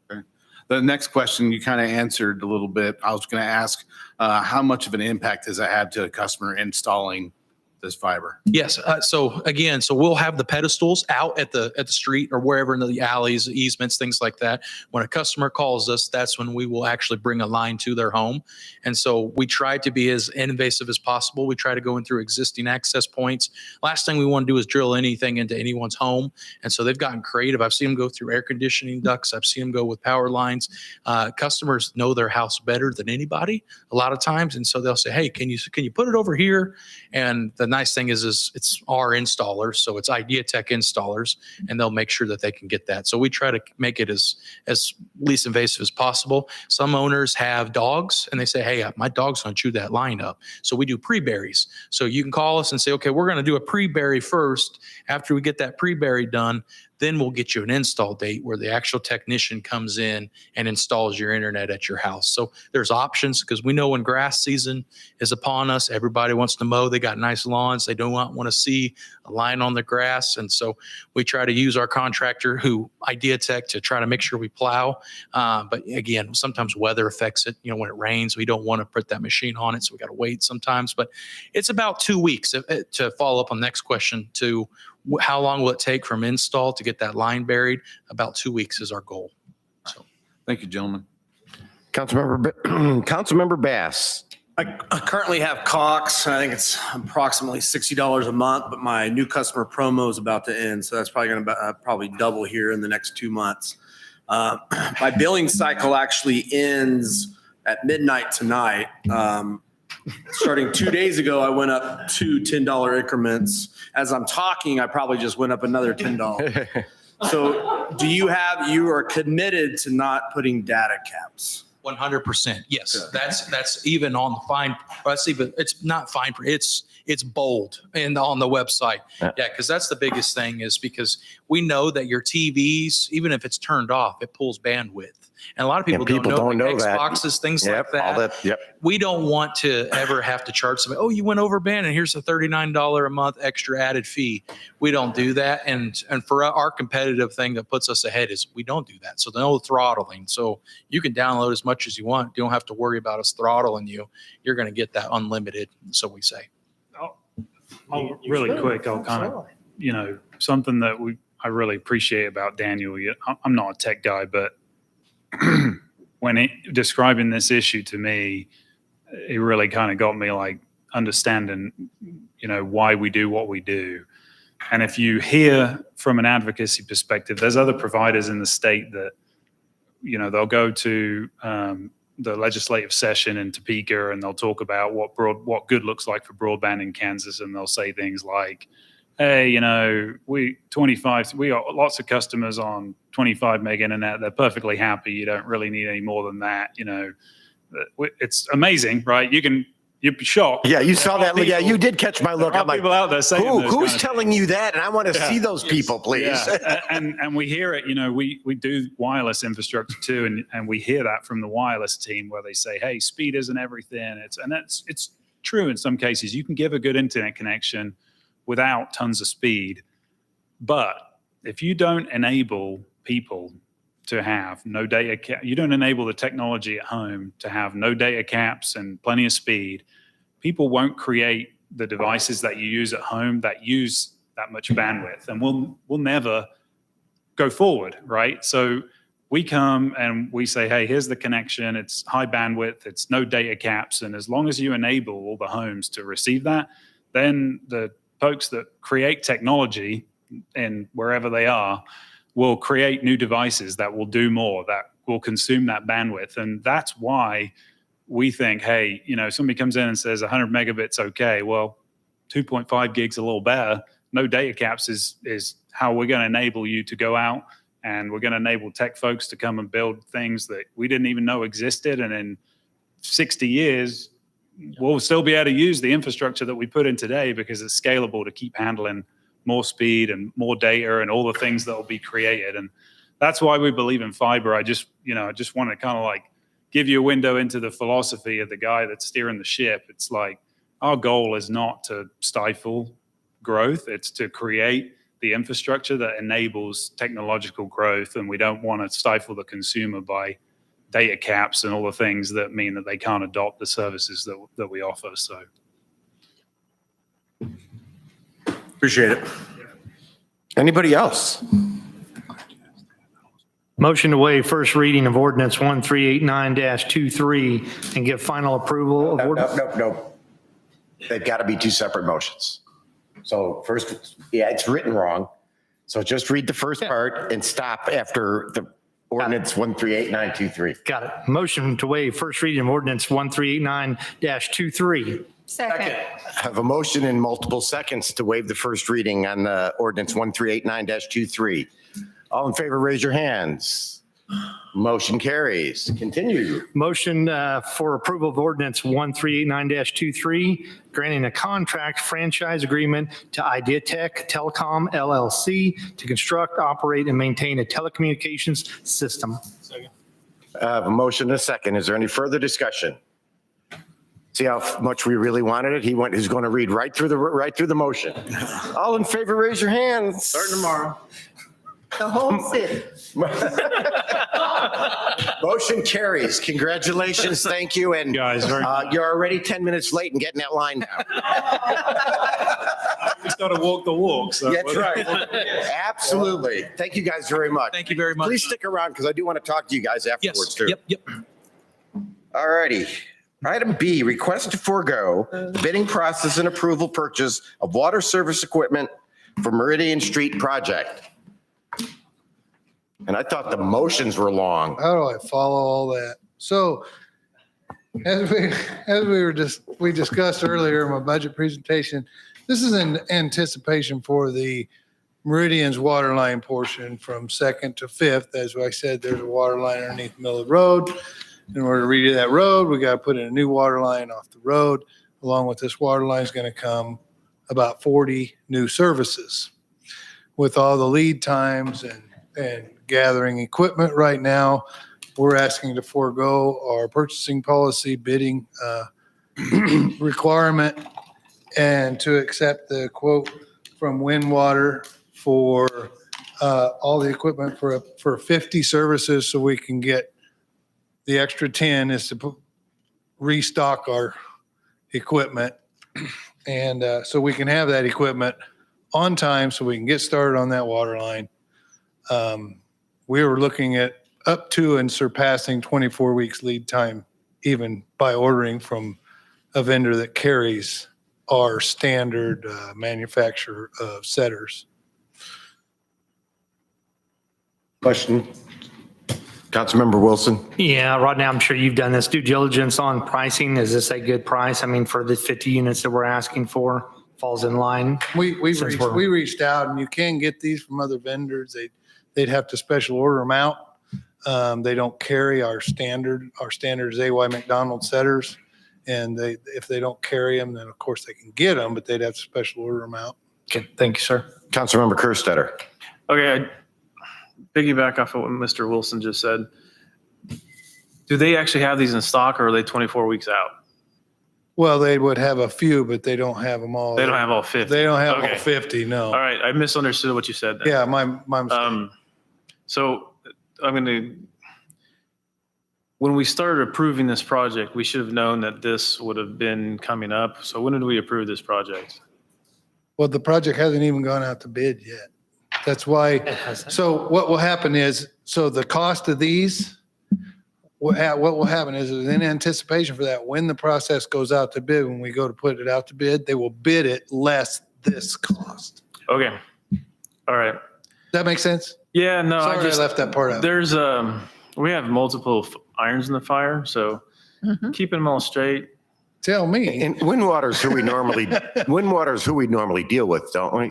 Yeah, they carry the AY McDonald, which is in our standards. That's our brand of setters with the 15-inch leg. I'm good. Yep. Okay, anybody else? So this will kind of fall in line with our time frame of October, November-ish. That's the idea of starting. doing it Okay, now. Perfect. Perfect. Motion to forgo the bidding process and approve the purchase of 50 water meter service parts for the Meridian Street project from Windwater Company in the amount of $41,924.50. Second. I have a motion and a second. Is there any further discussion? All in favor, raise your hands. Motion carries. Thank you. Thank you. Item C, executive session. Move for council to recess into executive session to discuss an individual employee's performance pursuant to the non-elected personnel matter exception, KSA 75-4319B1. This will include the council and the mayor. The open meeting will resume in council chambers in 10 minutes. Second. There we go. We have a motion and a second to enter an executive session. All in favor, raise your hands. Motion carries. We'll be back in 10 minutes. Goodness.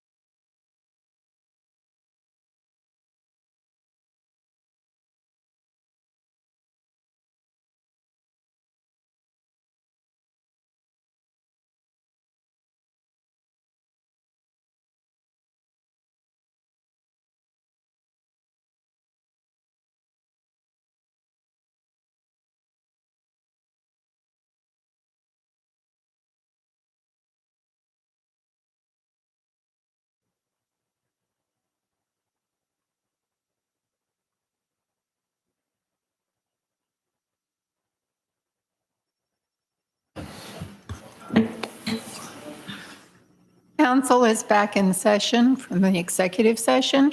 No decisions were made.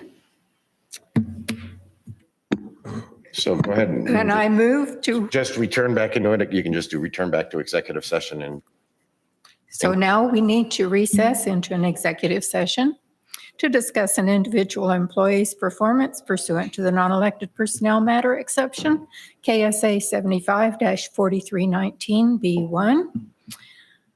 This session will include the council, the mayor, and the city administrator. We will return to open session in 10 minutes. Second. motion a second. All in favor, raise your hands. Motion carries. We'll be back in 10 minutes, folks.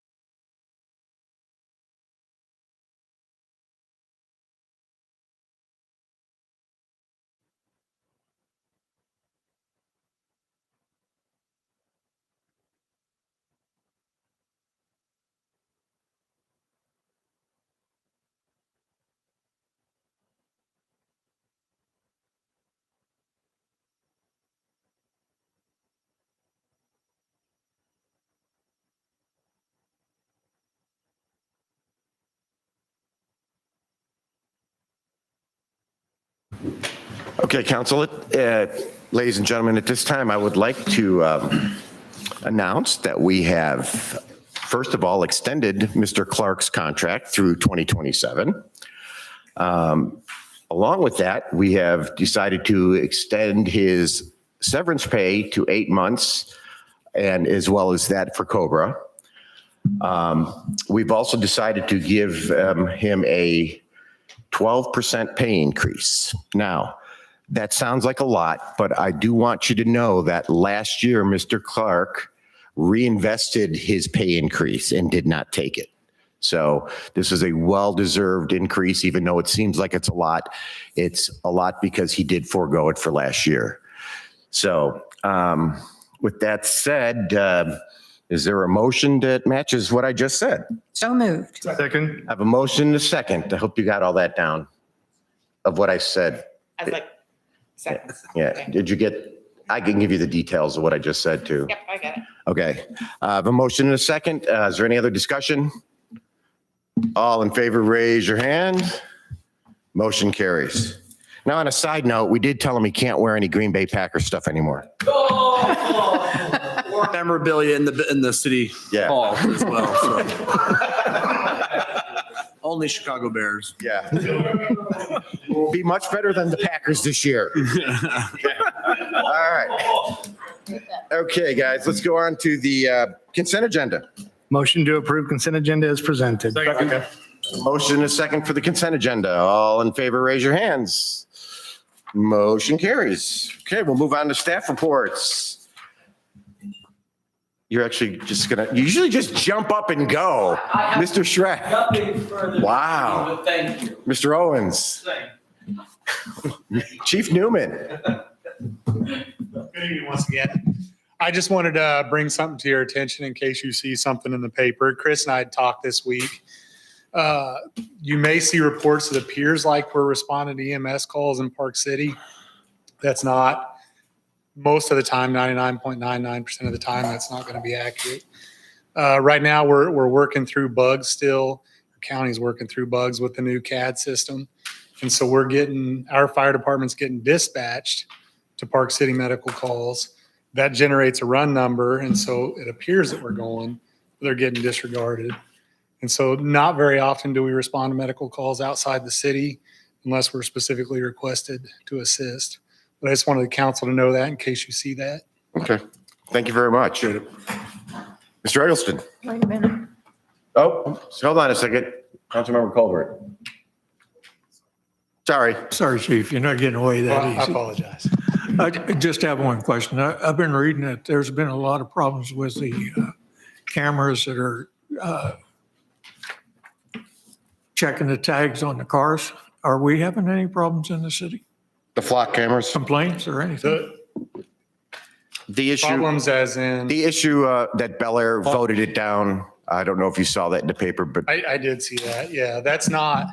So what I read or what it appeared to be was concerns of Fourth Amendment violations. Yeah. There's no reasonable expectation of privacy on a public street. That's that way in the Constitution. That's the way the courts have ruled. There's no expectation of privacy on a public street. So good. We haven't got anything from. We haven't got anything. We continue. We monitor. We do checks on. The supervisors do checks on what the officers are running and why they're running tags. We do that on a regular basis. And so we're not having any issues. Okay, thank you. Good question. Thank you for bringing that up. Okay, Mr. Eggleston, I apologize. Real quick, just a couple things. Councilman Wilson, on those spots on Fieldcrest, we haven't got to those yet. We have them marked. We have them identified. It's been pretty crazy around here. We do have a plan. We have a little app that we can figure out how many tons of asphalt we need for how many square feet of patch we need. And so Mr. Ekstrom's got some plans. He hopes to have them milled out and have a base rolled in them by hopefully this week or by the end of next week. And then what we generally like to do is we like to create enough where it's worthwhile to go get a load of asphalt. So we create several holes. We schedule to go get a load of asphalt, and then they can come and just scoop out enough base, and then we roll it in there, the hot mix in and roll it in. So that's kind of the plan. The Fifth and Meridian stoplights, Mr. Exton told me that they hope to get started on them around 19th of this month. They have all the parts in. They're still working out schedules with the contractor. Along with that, there is one light in the turn lane westbound. It's partially lighting. We can't reach that with our equipment. You got to get a bucket truck, so we're holding on to that light. We have the light. We're just going to have that put in when the contractor comes out, fixes the cameras on those lights. Dang you. Dang me. I was just going to ask you that the last section of yours was the questions I had written down to ask you about and tell you that, hey, I noticed that one light on the westbound. Thank you, sir. I already talked to him about it. Thank you. We don't have any engineers. Wow. Mr. Arbuckle, Mr. Smith, Mr. Clark. Well, all right. So coming up this Thursday, I know it's not a farmer's market, but it's a pretty special day anyways. And it's Councilmember Evans' birthday. So happy early birthday, Councilmember Evans. Hope you have a fantastic day. Unfortunately, we did have to cancel the farmer's market when we're going to celebrate the back-to-back state champions. And so, yes, round of applause for the softball team that repeated. Some fun facts that I learned actually from Chris is, and correct me if I'm wrong, Chris, because this is from you. That's not bad, didn't it? So in the history of Valley Center in 262, we only have four state titles as a team. Two of those have happened in the last 2 years with one group and one team. And so they have half of the total amount of ever state titles for team sports for Valley Center School. So that's a really big deal. It is. We work closely with Main Street Valley Center and making sure that, the police department, Lloyd and the police officers, that they're rescheduled for June 15th. So mark your calendars. It's going to rain. June 15th. Sorry, I had to say that. If you want to rain, just schedule farmer's market. We're gonna have the parade. It's not gonna be an actual stop and throw, but just a little police escort. So we don't need any closures or any of those things, Mayor. And then we're gonna drop them off at the farmer's market. They're gonna get up on stage, announce everybody, the pep band, and then we also will recognize all the track and all kind of the spring sport state participants. Because we didn't just have the softball team, but also a lot of state folks or state track folks participate as well. So want to recognize everybody. So mark your calendars, June 15th, 4 to 8, be downtown.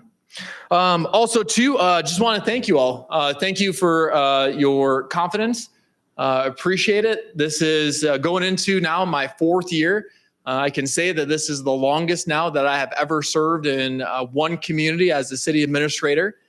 My family and I have truly loved Valley Center. We call this place home, just like all of our other residents, and I'm proud to call Valley Center home. I'm proud that my daughters are all Hornets, that they go to the school system, just like all of yours have or still do.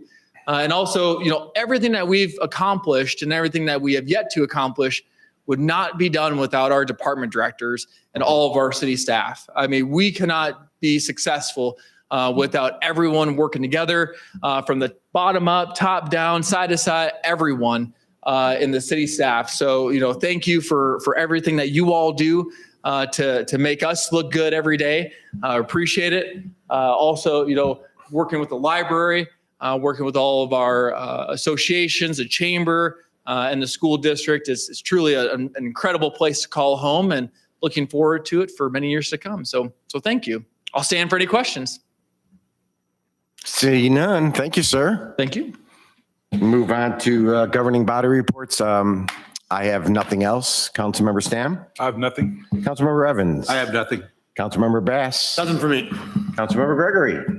Just want to thank our librarian for a wonderful program that she sponsored last week on Friday, I think, Wichita Children's Theater came to Valley Center, to the community center, and presented a play. Was delightful and very well attended, approximately 200 people. It was great. Thanks. Councilmember Kerstetter, I have nothing, thanks. Councilmember Wilson, I'm good, sir. and Councilmember Colbert. If there's no other business before the council, I'll make a motion to meeting be adjourned. Second? Motion and second to adjourn. All in favor, aye. Aye. Opposed, nay. Meeting adjourned. Thank you very much, everybody.